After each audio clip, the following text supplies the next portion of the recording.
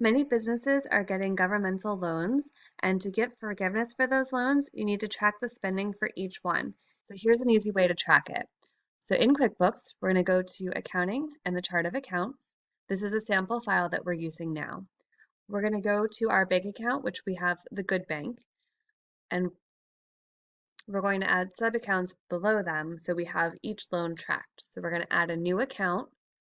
We're going to make it a checking account like the one we have. We're going to call this one the PPP loan. It's going to be a sub-account of the bank, which ours is the Good Bank, and we're going to save. Then we'll do the same process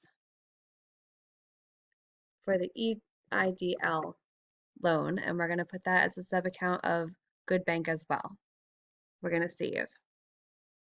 So first we'll do a journal entry for our payroll. So we're going to put our wages.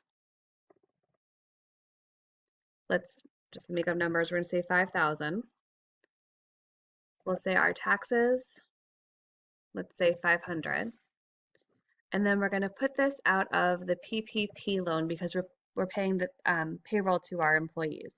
So we're going to have it from the Good Bank, so the money going out of the Good Bank, but tracked in the sub-account PPP. And we're going to make a note that this is for payroll, and we'll save.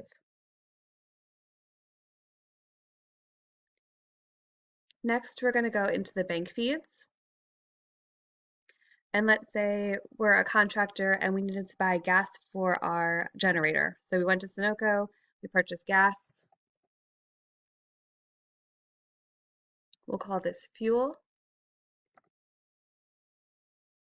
Okay, and then we're going to save it. But because we need to track this for the loan, we're going to go to the register. We're going to find that transaction, click edit, and we're going to move this from the bank account to the sub account, the EIDL, because it wasn't for rent or payroll or utilities. Then we're going to hit save.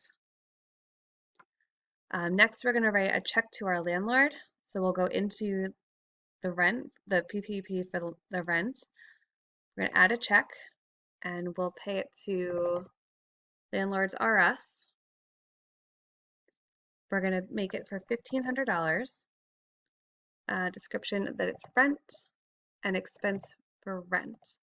And so that expense is also going to be tracked in the PPP loan. And so now it's time to pay our credit card bill.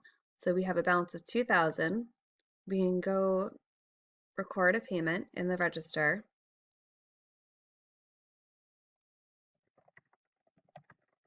We can say the payment's going to be for the full $2,000 and it's going to be paid out of the Good Bank.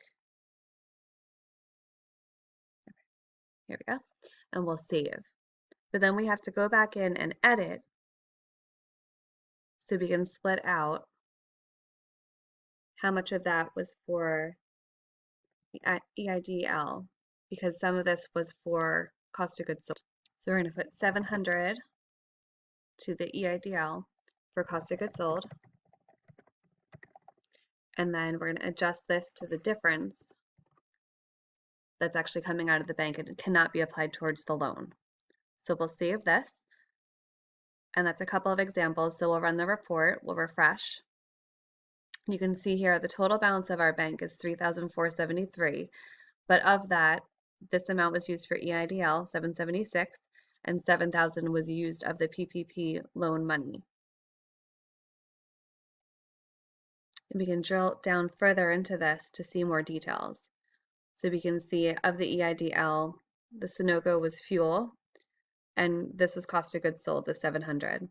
We could also see this was rent for the PPP loan, and this was payroll. So we have all the details we need. Thank you.